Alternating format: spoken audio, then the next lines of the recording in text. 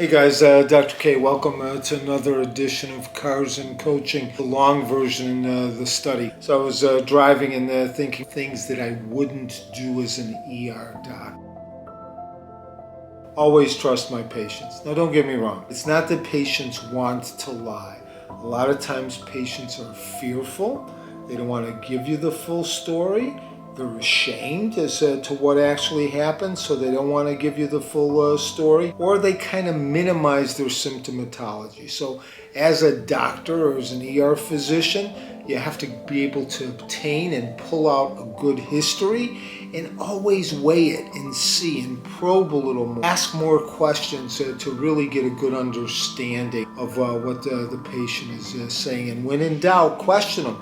Ask them point blank, and don't always believe them because, like I say, sometimes they're fearful, and if they keep some information from you, it could be a key piece of information that may stop you from doing a test that may actually cause deleterious effects or even cause permanent harm or death. So that's one thing I wouldn't do. Discount what the team members are saying. A lot of times as physicians, we tend to think, hey, we know everything. We're the doc. We went to school for X number of years. Everyone else doesn't know anything. But there's a good motto. You can always learn from someone else. If you're always the smartest person in the room, you shut yourself down and you don't have the ability to learn from others. So have an open mind. Listen to everybody's suggestion. Don't cut them down with the suggestions if you don't believe them. Just thank them and move on. But stop and think, is that something that I can learn from? Always listen to your team members, whether that's the nurses, the techs, the ward clerks, because you could piece that together a lot of information.